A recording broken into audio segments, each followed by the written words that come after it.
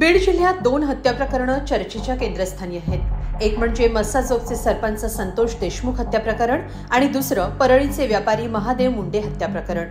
विशेष म्हणजे या दोन्ही हत्या प्रकरणात आरोपी म्हणून वाल्मिक कराडचं नाव समोर आलंय। यापैकी संतोष देशमुख हत्या प्रकरण न्यायप्रविष्ठ आहे, वाल्मिक कराड यासाठी अटकेतही आहे। पण महादेव मुंडे हत्या प्रकरणात 18 महिने उलटूनही कोणतीही कारवाई झालेली नाही। यामुळे मुंडे कुटुंबियांनी न्यायासाठी आक्रमक पवित्रा घेतलाय। मुंडेंच्या हत्येसाठी वाल्मिक कराड जबाबदार असल्याचा दावा करणाऱ्या बाळा बांगर यांनी नुकतीच मुंडे कुटुंबियांची भेट घेतली। यानंतर मुंडे हत्या प्रकरणात प्रशासन गंभीर नसल्याचा आरोप करण्यात येतोय। यावेळी मुंडे कुटुंबियांनी काय इशारा दिलाय जाणून घेऊया सविस्तर। बीडच्या परळीचे व्यापारी महादेव मुंडे यांच्या हत्या प्रकरणाला 18 महिने उलटले। यात ना कारवाई झालीय ना आरोपी पकडलेत। यामुळे मुंडे कुटुंबियांनी न्यायासाठी टोकाचा इशारा दिलाय। बाळा बांगर यांनी मृत मुंडे यांच्या कुटुंबियांची भेट घेतली।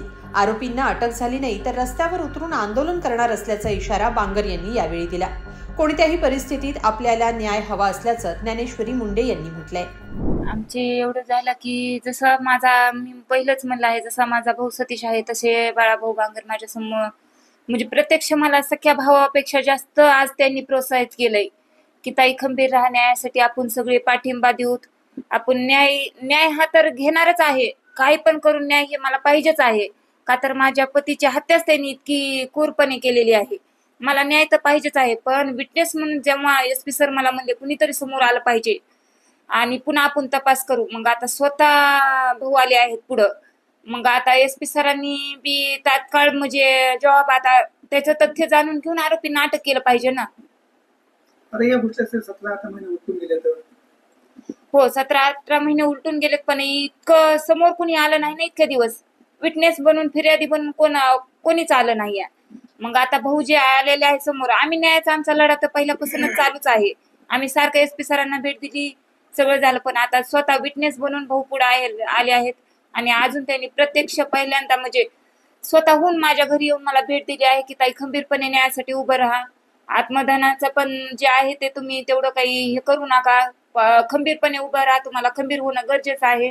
न्याय घ्यायचा आहे तर तुम्हाला खंबीर होणं म्हणजे एक आत्मविश्वास दाखविला की त्यांनी असं खंबीर पाठिंबा लढून झगडूनच न्याय भेटतो असं त्यांनी दाखवून दिलं आहे। काही साधारणतः या चौकशी दरम्यान 3 ते 4 अधिकाऱ्यांच्या बदल्या झाल्या, त्याबद्दल काय सांगा? अधिकाऱ्यांच्या बदल्या म्हणजे सानप सरांपासून बदल्याच होत गेल्या। आता हे 7वा अधिकारी आहेत जे तपास जे देत चाललेले आहेत, ते 7वे म्हणजे पोलीस अधीक्षक आहेत। मग आता अजून इथून पुढे काय करतात, स्वतःचे SP सर म्हणले होते की मी स्वतःहून लक्ष देईल, पण तरी पण अधिकारी बदलत आहेत। आता जॉबाहून अजून SP सर काय करतात ते पाहणं गरजेचं आहे। दरम्यान बाळा बांगर यांनी केलेल्या दाव्यानुसार मुंडे यांच्या हत्या प्रकरणात वाल्मिक कराडचा सहभाग आहे। काही दिवसांपूर्वी याच बाळा बांगर यांनी पाटोदा इथं पत्रकार परिषद घेत कराडवर गंभीर आरोप केले होते।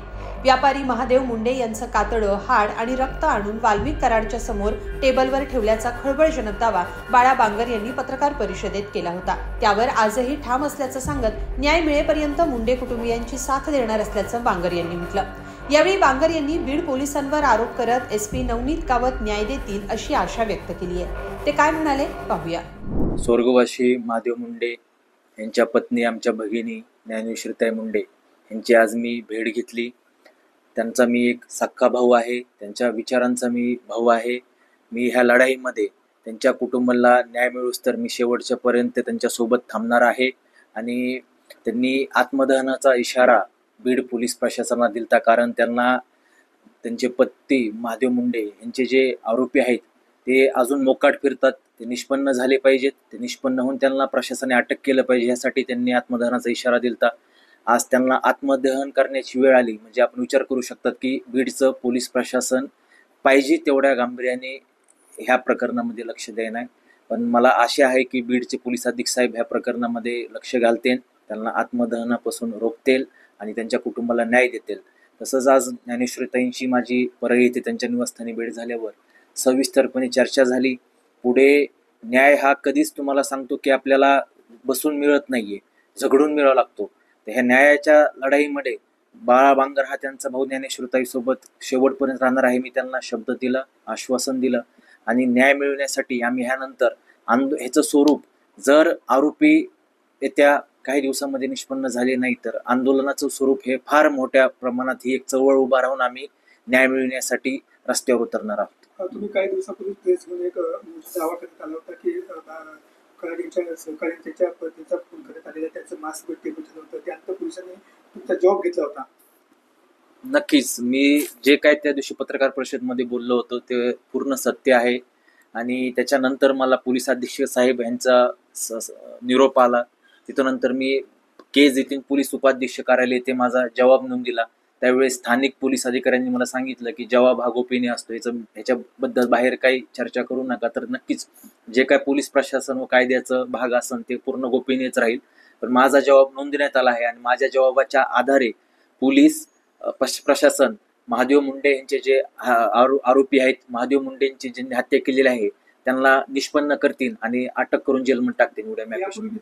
दिला होता पण आता जे IPS अधिकारी त्यांची बदली करण्यात आलेली आहे. हो, आम्हाला पण ह्या 2 दिवसापूर्वीच ज्यावेळेस मी हे दिलता जबाब दिलता 5 जुलै रोजी, तर त्यावेळेस तपास अधिकारी हे कमलेश मीना म्हणून होते आणि त्यांची आता 2 दिवसापूर्वी बदली झालेली आहे असं कळलेलं आहे. आता नक्की या गोष्टीला पाहिलं तर आता 8 मध्ये उठून गेले तर महादेव त्यांच्या पत्नी न्यायासाठी हक्कासाठी अनेक वेळा संघर्ष करत दिसत आहे. काय केलं का आता तुम्ही जॉब घेऊन देखील खूप पुरा असून सुद्धा पोलीस कुठे पाठीमाग घालते असं वाटतं तुम्हाला? नाही, पोलिसांवर तर आम्ही अजून पण पोलीस प्रशासनावर आम्हाला अपेक्षा आहे, आशा आहे की ते न्याय देतील. आणि माझा जबाब देऊनच आतापर्यंत 8 दिवस झाले आहे. तर पुढच्या 8 दिवसामध्ये 10 दिवसामध्ये ते अजून कारवाई करतील आणि महादेव मुंडे कुटुंब यांच्या कुटुंबाला रस्त्यावर उतरण्याची आंदोलन करण्यासाठी वेळ देणार नाहीत एवढी आशा आम्ही बाळगतो. कुटुंबापैकी आंदोलनात सहभागी असतात? हो, मी यांच्या पूर्णपणे जे काय महादेव मुंडेंसाठी आंदोलन उभं करण्यात येईल त्याच्यात पूर्णपणे मी, माझं परिवार, माझं कुटुंब आम्ही पूर्णपणे सहभागी असतो. मृत मुंडे यांच्या हत्येला जबाबदार कोण याचा पोलीस तपास सुरू आहे. त्यामुळे मुंडे कुटुंबीय न्यायाच्या प्रतीक्षेत आहेत. बांगर यांच्या दाव्यानुसार वाल्मिक कराडचा मुंडेंच्या हत्येत सहभाग सिद्ध झाला तर कराडच्या अडचणी वाढणार यात शंका नाही. त्यामुळे पोलीस तपासात काय समोर येतं हे पाहणं महत्त्वाचं असेल. या सगळ्याबद्दल तुम्हाला काय वाटतं कमेंटमध्ये नक्की लिहा आणि lokmat.com ला सबस्क्राईब करा. धन्यवाद.